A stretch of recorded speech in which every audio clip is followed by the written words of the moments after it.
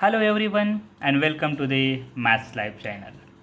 Today we will see bending of beams, one of the application of linear differential equation which we have studied in our previous videos. So output of today's lecture or today's video is to understand the concept of bending of beams through examples. So what is exactly bending of beams? Everybody knows a beam, strut, columns. Already in mechanics you have studied it. So let us start the concept. Suppose I take a beam here which is fixed at one point and the other end is free. So it's bent by its own weight to the other end. If I take this point which is fixed is O. O is the fixed point and its original position is OA, right? We called it as x-axis. So OA is the original position, we called it as x-axis. Now a line which is acting downward direction and perpendicular to OA is OY. We call this as y-axis. So we have x-axis and y-axis clearly. Then this OB is the deflection of beam from point A to point B. So original position is at point A and now due to its weight it goes downward. So OB be the deflection of beam under the tension or under the force or by its own weight we can say. Okay. Now if I take a point P xy inside the beam, you can say inside the beam, then what we get? What happen at point P we will see. If I draw a inside figure, then I get such a type of structures. This is my point P. Now what's happened at point P? If you see, observe carefully, the above points are just moving outwards, right? Above points are just elongated, right? And the below points get contracted, right? So above points are elongated and below points are get contracted, but in between some points are there, just like few points are elongated and few points get contracted, but in between some points are there that are not elongated or not contracted, right? And that surface is called as natural surface. So the surface which is not elongated, not contracted is called natural surface. Correct? It's called natural surface. Understood it? Now, if I draw a line or if I draw a curve in this natural surface, then it is called as elastic curve. It is called as elastic curve. So elastic curve, if I see here, this line is our elastic curve which contains point P. A line which is drawn in the natural surface is called as elastic curve. Okay, understood? So this elastic curve is always there. Now how we write the equation of this beam or a differential equation associated with this beam? For that we required bending moment.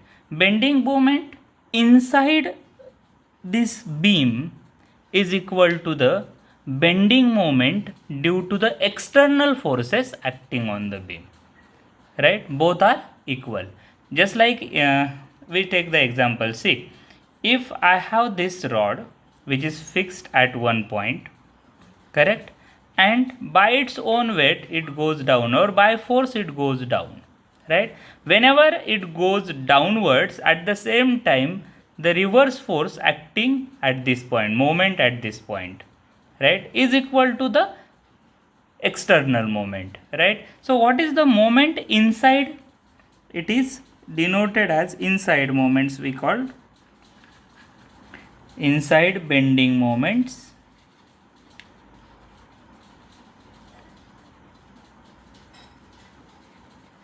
is equal to, we called EI d square y by dx square. X is the x is the distance at any time t along x axis, y is the deflection, and I get d2y by dx square, right? And EI, E is Young's modulus, and I is the moment of inertia. So EI d2y by dx square is our inside bending moment. And outside bending moments, we have to calculate that, because outside bending moments contains a reaction at point O, then up to P I may take some distance x, so I have to find moment at point P, and so much. So I call that as outside moment or external moment, external bending moment, we called it as M.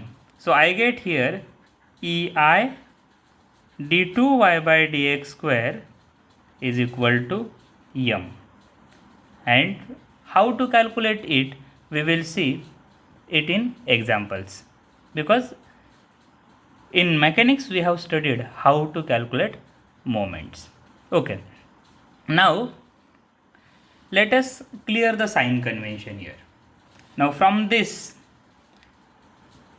if we move in anti-clockwise direction, then we take positive sign, and if we move in clockwise direction, then we take negative sign.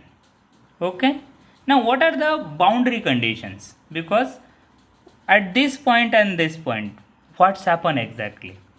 Boundary conditions we can call boundary conditions. So what are the boundary conditions we have to see? The first one is end freely supported. End which is freely supported, just like this. So this end which is freely supported. Now if this end is freely supported, and you can see there is no deflection at this end, no deflection means no bending moment. So here I get d2y by dx square is equal to 0, and there is no deflection, so y is also 0 at this end, right? Second one is fixed end. Here end is fixed. At fixed end, you can see here at fixed end, at this point, again there is no deflection. Fixed end, there is no deflection, so I get y equal to 0, correct? And if there is no deflection, no velocity, so I get dy by dx is also 0. Now what's happened at this third one? This one we see fixed end, right? Now this free end. What's happened at free end? Yes, there is a deflection, but at free end there is no bending moment.